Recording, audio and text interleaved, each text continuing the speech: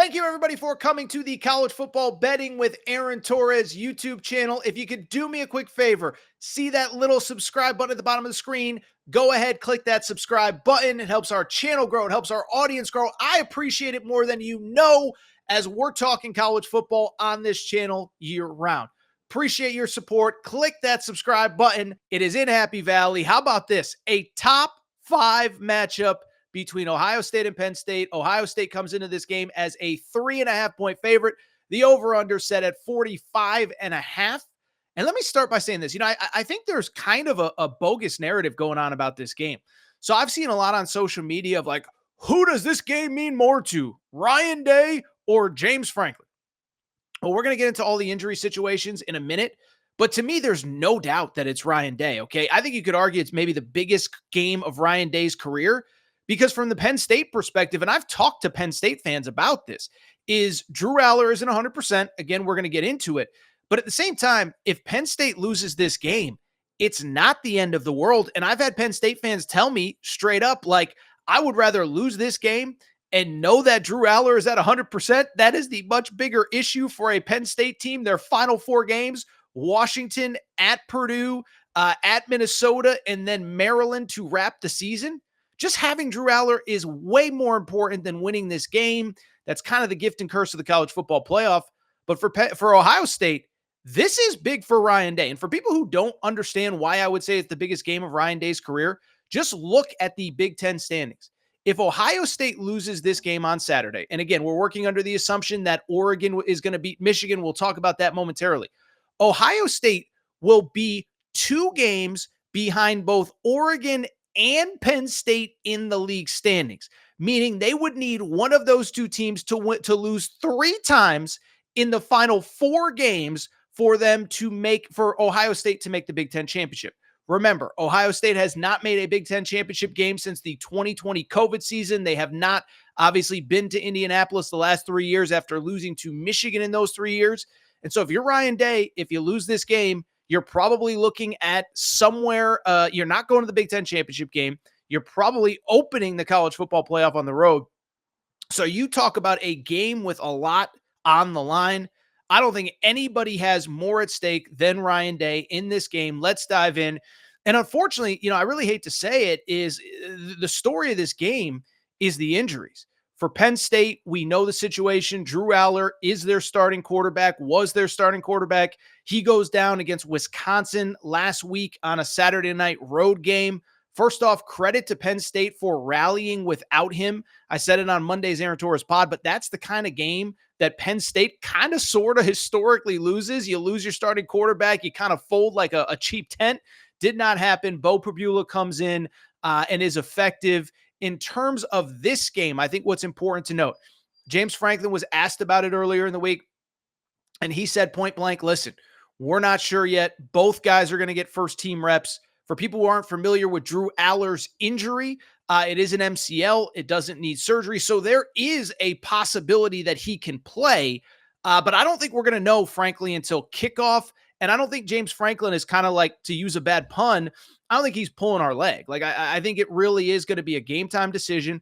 I think in some ways it might actually help Penn State. Beau Pribula, is much more of a runner than Drew Aller is. So the fact that Ohio State has to prepare for both, I think is a good thing for Penn State.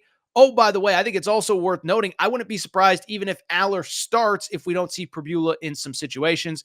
So that's the update on the injuries at Penn State. Ohio State, man, there's nothing else to say other than that O-line is banged up. Not making excuses for last week, but coming into this one, I'll say this. I saw an article this week. I thought it was really well done, explaining that Josh Simmons, who was Ohio State's starting left tackle, was arguably the most indispensable player on the team. Because at quarterback, you got guys that can back up Will Howard. You got depth at running back. You got depth at wide receiver. You got depth on defense.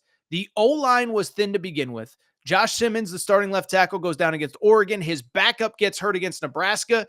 And we saw the results of it. It was not a pretty performance from the Ohio State Buckeyes in that game last week. They were held to 2.1 yards per carry. I'm not a scheme expert by any stretch, but Joel Klatt and Gus and all them did a good job of explaining how they were attacking Nebraska was the new offensive tackle for Ohio State. And you'd assume that Penn State, with that elite defense, as always, is going to do the same. Ohio State really struggled last week. First 4 possessions of the second half were all 3 and outs. They barely survived. So let's get into this game, and let's get into the pick.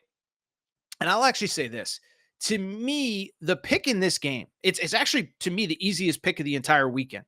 I like the under 45.5. Okay. Because I just think all you have to do is, first of all, I don't know how anybody can confidently say that either team is going to win or how they're going to win or what it's going to look like.